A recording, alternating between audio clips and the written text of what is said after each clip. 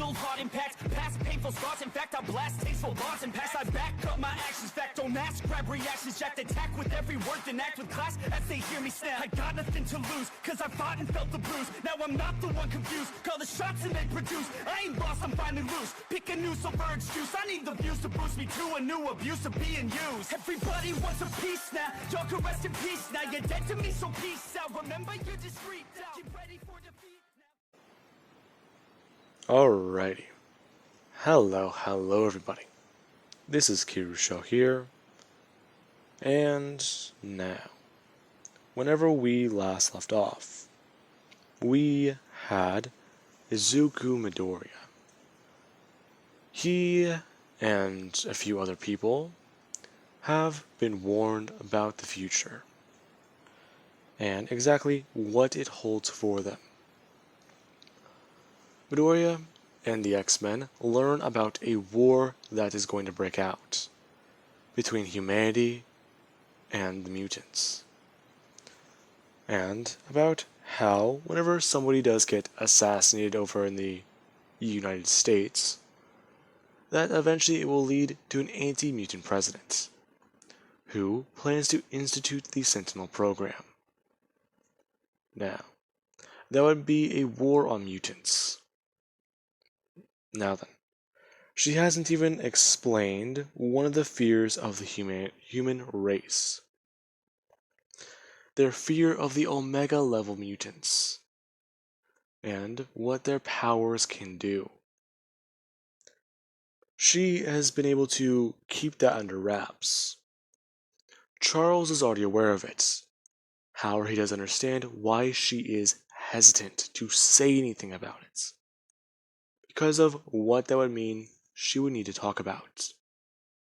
Now, she also did kiss Midoriya, and basically talk about how in her timeline she and him were possibly together, or at least alluding to it.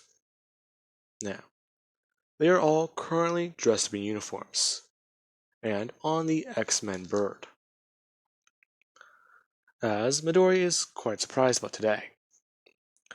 He woke up this morning expecting to train and get stronger.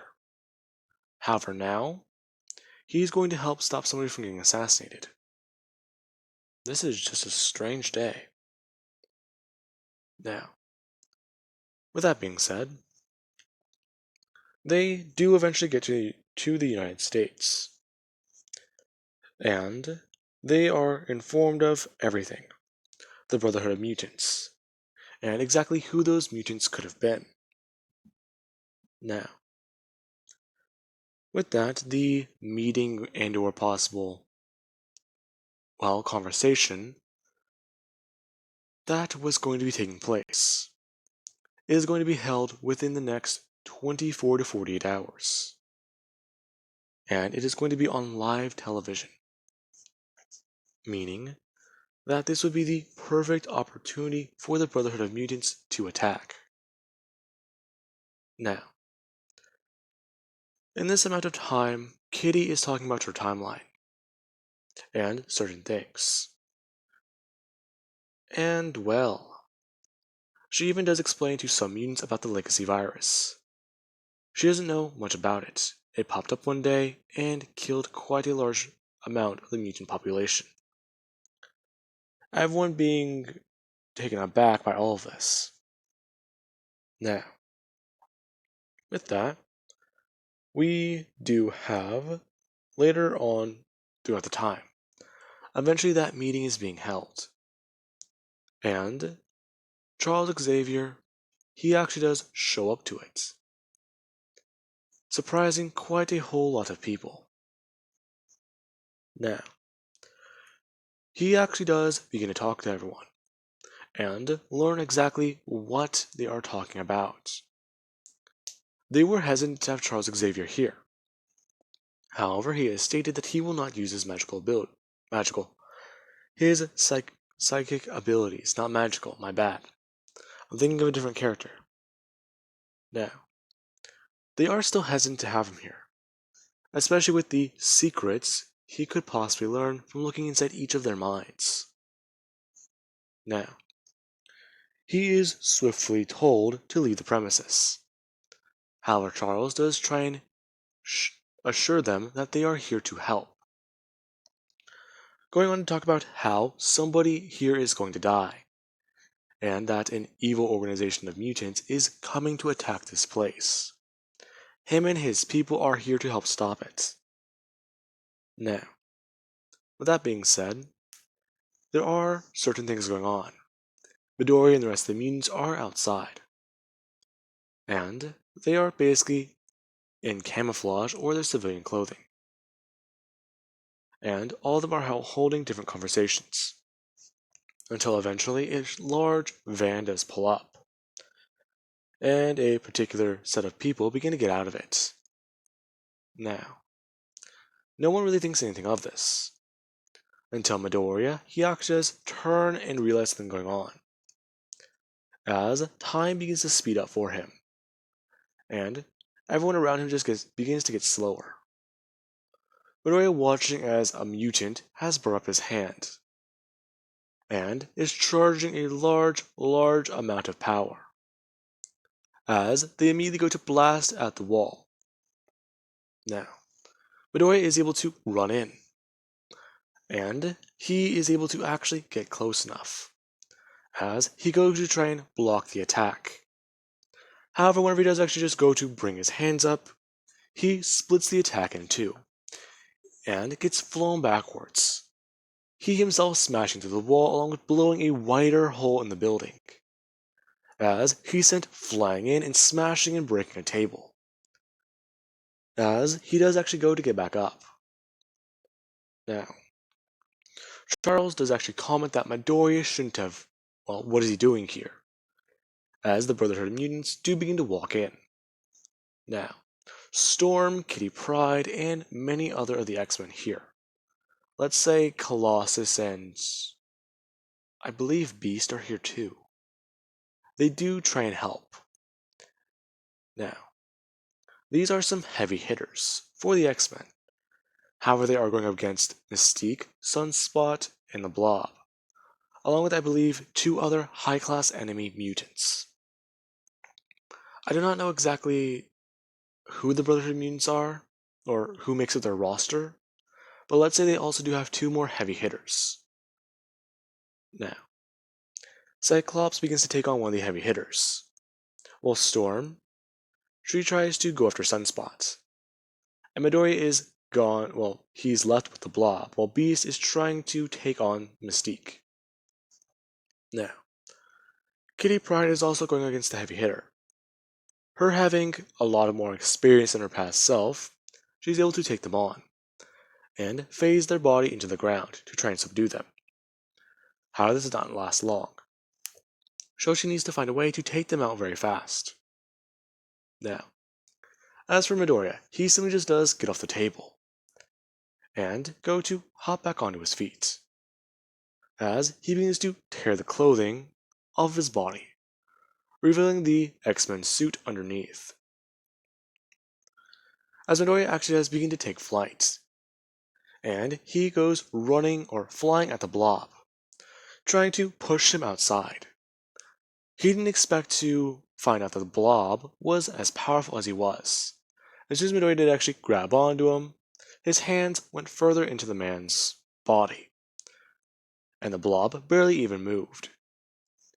Midoriya pulling back his hands and going to punch away at his stomach, finding that the Blob is a very durable man. Now, this actually did surprise Midoriya, and the Blob did actually inform him that this is not going to be an easy fight for the kid, and sorry about this. Him cocking back his hand and trying to punch Midoriya across the face. Him discovering Midoriya's impeccable durability as well. Now, these two basically do stand there for a second, trying to punch away at each other, neither one of them bothering to try and dodge. However, Midoriya, he eventually does have to end this battle, and he begins to manipulate the shadows around the Blob. And using the man's giant shadow, he actually does pull the Blob off the ground. Before Midoriya, he is able to actually cock back his hand and try and muster as much strength as he can, as the blob just gets higher and higher up into the air, until Midoriya does release him. And as soon as the blob is actually closer to Midoriya, he punches the man as hard as he can. Him hoping that the man will not be as damaged as he thinks. He's able to survive relatively heavy punches from Midoriya. However, he did still want to hold back. And he currently just set the blob flying over 5 city blocks. And the blob, he does land in the river, or the ocean, or a canal, somewhere by a bridge. Now, Midoriya goes back to trying to help. And he actually does see Storm struggling with sunspots. Midoriya flying in, and being able to grab Sunspot and begin to fly him higher up into the atmosphere, away from civilians. Well, Storm does actually go to turn around and begin to try and protect Charles and the other mutants, or the people in that room. Now, while all this is going on, we actually do have somebody who wasn't accounted for. Destiny, the mutant who actually is orchestrating this all, as they are able to sneak inside the building. Now, Kitty does not know exactly who killed him. However, there are too many people here, and she assumed that this large muscle-bound force was the one to do it. And sadly, events for her timeline, they do somewhat stay the same. If not, they barely even diverge, somewhat away from her cataclysmic future. Now, meanwhile, we actually do have the battle with Midoriya and Sunspot. Sunspot actually is surprised that Midoriya is flying at high speeds, before he actually has to go to throw his hand down into Midoriya's ribcage, and blast away at him with a large amount of power. This actually causing Midoriya to let him go and push him away, as he actually has somewhat scream out in pain. Now, Sunspot is around Midoriya's age, or possibly a little bit older than him, by a few years. Let's say about 4, so that would make him 15. And he actually does comment that Midoriya, he does seem to be very powerful. Most people couldn't even make physical contact with him. Him bringing up both of his hands and going to fire off a large ray of fire. And Midoriya, he actually does bring up his own hands, and begin to show off his own power, his own energy, as beams of darkness begin to shoot out of Midoriya's hands, and an energy does somewhat cover his body. These two, their blast colliding, and Sunspot is quite surprised, to say the least.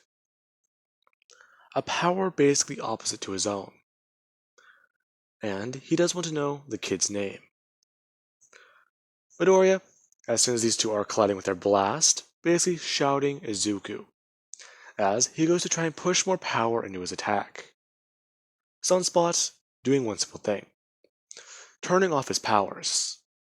As their blast, Izuku's, he begins to overpower Sunspot, him falling out of the air before turning back on his powers, and flying up to uppercut Izuku, being able to move his fist directly underneath his arms, hitting Midoriya with an uppercut, and catching him off guard. Sunspot then beginning to blast him higher up into the air, and moving at high speeds, beginning to just punch around and blast Izuku with heavy amounts of his own power, as he is burning brighter. Now, Storm and everyone is actually watching that. And Midoriya, he does actually try and counter, him getting a bit enraged, and sending out a large blast of power directly at Sunspot. Now, he's able to hit Sunspot's center mass, and actually send him flying towards a building, him smashing through the window, and basically burning through the glass. As Midoriya, he does one thing, out of pure anger. With his hand, he throws it upwards, and his fingers begin to elongate, turning into strange, tendrils, as they go towards and begin to wrap around Sunspot. Midoriya grabbing him and pulling him forwards, and yanking Sunspot towards him. Now, Sunspot does actually begin to try and burn through the tendrils. As Midoriya, he just begins to smash him around over and over. Now, he throws him directly into the ground, before Midoriya himself does fly in and smash him directly through the street. And these two do somewhat end up underground. For Sunspot, he does actually fly up out of the ground and try and get away, realizing that this kid's getting stronger and stronger the more they fight. Now, Midoriya does eventually fly up from out of the ground, his body covered in a strange aura, and he simply just does bring up both of his hands once again, and his fingers do elongate. Sunspot beginning to try and fly away, as Midoriya's hands do chase after him, or the tendrils. Now, a lot of people are actually watching this, and it is actually being broadcasted on the news, worldwide. Hasashi and Inko watching what their son is capable of. As eventually Sunspot, he is able to fly somewhat what he thinks to be out of range. As Midoriya's fingers, they suddenly just stop. Him turning around and looking, before he actually does at least slow down his pace. And watching Midoriya's fingers somewhat just try and move forward but stop. Him getting closer and closer and beginning to somewhat laugh. Now, he drops his guard, going to turn back around. One of the fingers elongating and actually wrapping around him, and yanking him backwards. Him somewhat surprised, as he's immediately swarmed by these, tendrils. Before he's immediately pulled back towards Izuku, who rushes in, and is flying directly at him.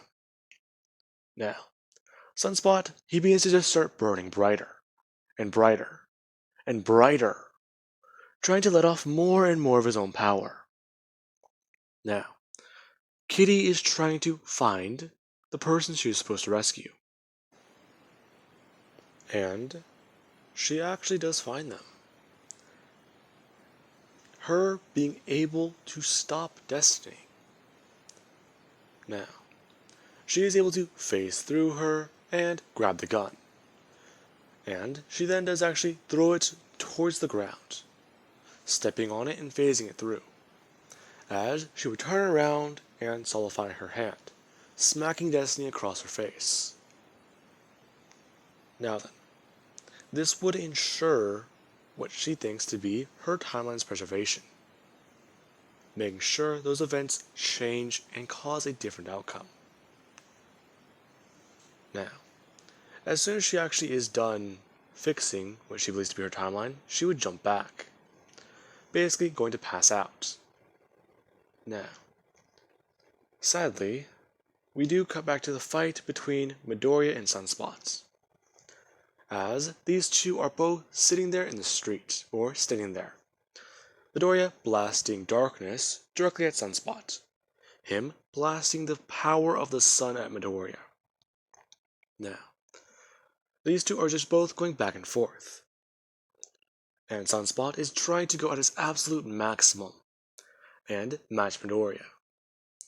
He is burning intensely, and the very street beneath his feet is melting, as he does actually go to take a step forwards, and go towards Midoriya, closer and closer.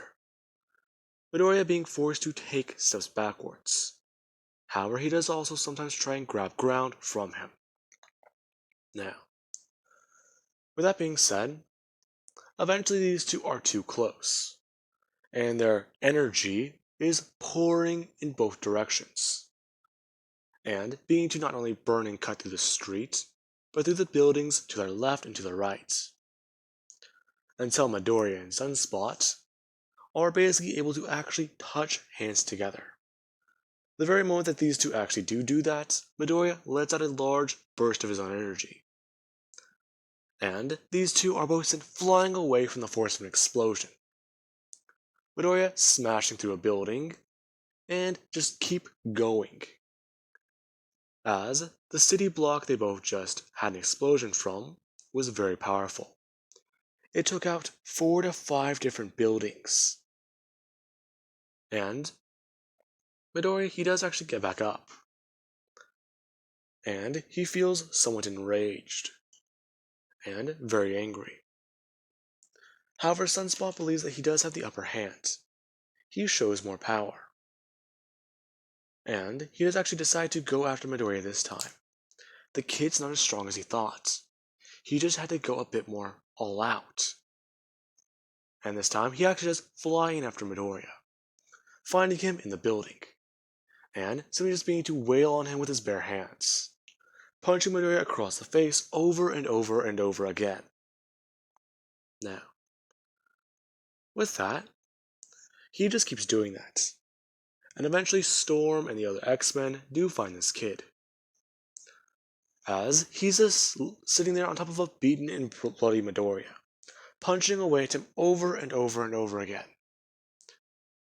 Now, this is whenever Colossus, he actually just run in and grab the kid by both of his arms, as he actually has begun to feel the skin on his hand, or his organic metal form, begin to heat up. Now, he does keep the kid restrained, until Midoriya, he actually has his eyes widen, and they are pure red. In fact, they are this particular color behind the void, and the energy is pouring and seeping out of Midoriya's eyes, him throwing his hand up directly into Sunspot's, and Sunspot actually has begun to cough up some blood. Colossus, looking forward to seeing what Midoriya did. Midoriya shoved 4 of his fingers directly into Sunspot's torso. And the kid, he actually does power down. Colossus being able to let go of him, as he actually does fall backwards and look down at his chest. As Midoriya just stands there. He lays there with his fingers up, as he begins to try and move, getting back onto his feet. Now, the wide range of emotions Midoriya has been feeling, they were dangerous. He's been feeling fear, joy, excitement, rage, and well, those all were piled together. Midoriya has been feeding the void what he wants: fear, anger, rage. And he's begun to influence Midoriya's decision making. Now, he even made Midoriya make Sunspot in a temporary moment of calm, or at least somewhat peace, as he is in control at the moment. Midoriya getting back up on his feet as he throws his hands directly up at his head, and that dark aura begins to form around his body once again. Now, Charles actually does see Midoriya do this, and we also do have Kitty Pryde, who herself does actually begin to come to, or wake up. Her opening her eyes and seeing Midoriya, who basically is covered in blood and has his eyes pouring with energy, as he begins to use his empathic abilities. Now, Colossus actually does feel Midoriya's emotions, he himself being overcome with great rage. And Midoriya, he just begins to scream out in pure fear, and somewhat scared. Him using his telepathic abilities, and in everyone's heads, they can hear Midoriya scream. And something more, the primal scream of something old, something that should be older than the universe, something that is trapped. Now, Charles, he is able to actually bring his hands up and put Midoriya back in the right mind state. Him simply just temporarily shutting down Midoriya's mind, as he actually does fall down and forwards. The tendrils that were beginning to sprout from his body simply just beginning to retract and go back into Midoriya, as he just lays there. Now, Charles is quite surprised by that, and so is everyone there. However, there was also the man that they just saved. Midoriya's powers and abilities, yes, they did help save this man today. However, the explosion him and Sunspot caused, these two when they were fighting, they did actually injure and hurt quite a lot of people. And someone actually was rushed to the hospital. However, there was no great, well, bad outcome. Nobody died. However, everywhere around the world, people saw children with powers beyond quirks. And hearing that they're both mutants, and exactly what they could do with those powers already, it already set the spark for what the Brotherhood wanted. Fear. What mutants are truly capable of. Humans can throw anything they want at mutants, but a simple fraction of their power, it can decimate humans. Now, whoever is left of the Brotherhood of Mutants do actually retreat, while the rest are taken to jail.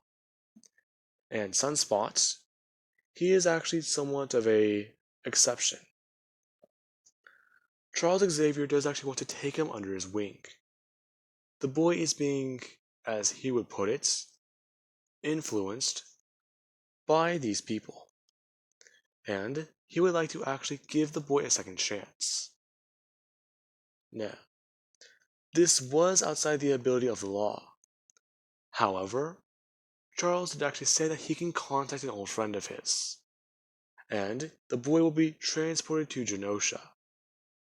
Now, as soon as Charles does say these words, these people have to back away and leave it to Charles.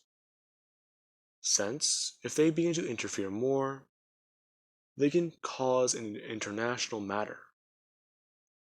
Now, with that being said, I do hope you guys enjoyed, and have an amazing night.